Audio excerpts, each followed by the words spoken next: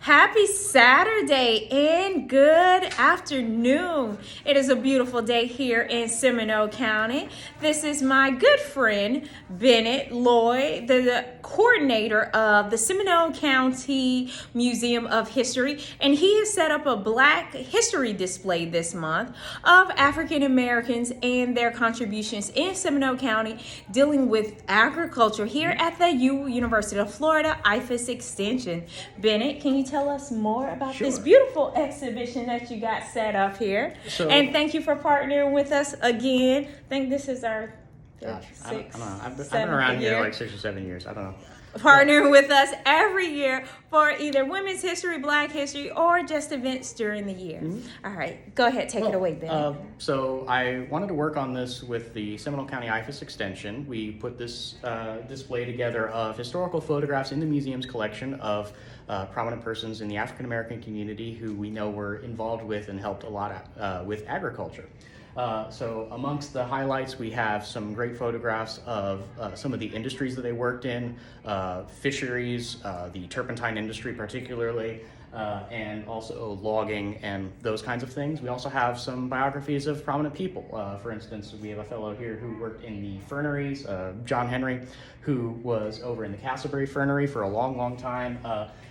Joseph Crooms was a prominent educator, and people don't realize that his early educational focus was agriculture, both at Harper Academy and at Crooms, the technical school there. And he worked on the cotton farms up in Tallahassee. He started out in agriculture himself. Woodwind farms, I believe they're called.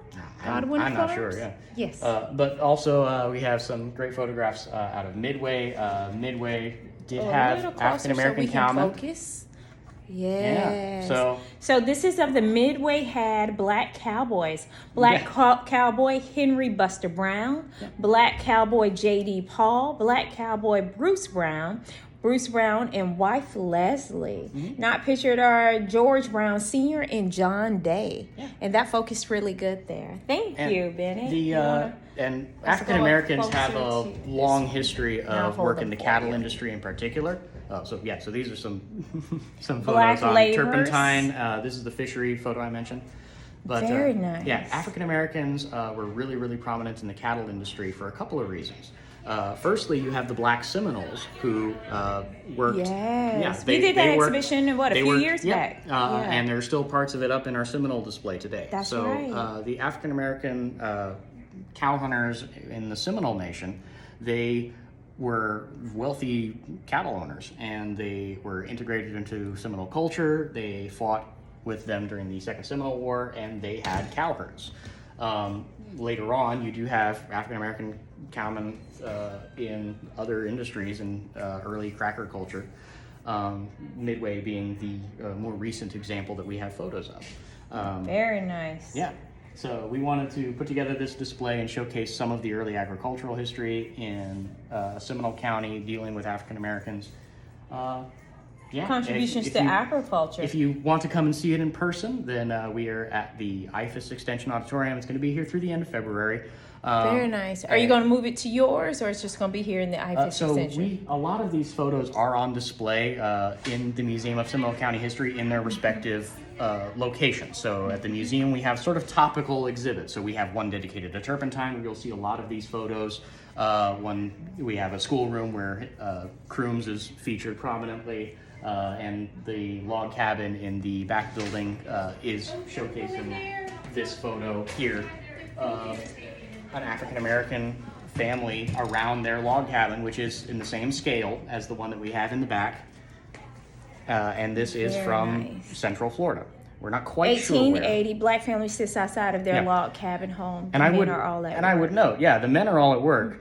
This is just the women and children in the family, and a log cabin this size held them. If you want to see that in person and see what the scale was for that. Harvesting, this is celery? Those I think are strawberries, actually. So where's this, Plant City? This would be probably around Midway or in the Black Hammock District south of Lake Jessup. Oviedo. So Okay, either Oviedo. That's right, Strawberry Farms. So all of that right. area in sort of the east side of Lake Jessup was. This is 1910. Yeah. 1890, the logging camp on the Wekiva River. This is celery processing down here, and this is a blanching machine. We actually have this machine in the museum. Where is this one at? This is somewhere in This Stanford. one is Stanford, yeah. Well, Very just nice. east of Stanford in Midway, Canaan, I think. This is okay. Very nice. But yeah, so we wanted to Beautiful take these. exhibition, We wanted to yeah. take these photos that are normally just sort of interspersed in our exhibits, and we wanted to curate them into a sort of a collection that we display, just to show off the African American contributions to agricultural history. Yeah, and you have one of the greats here. Oh yeah, Zora Neale Hurston. And her turpentine camps. Yeah, I and really all of her work appreciate- that she did. Yeah, the ethnography and the anthropological contributions that she made, Yeah, she documenting all of the is. lifeways there. And there are also some other IFAS articles.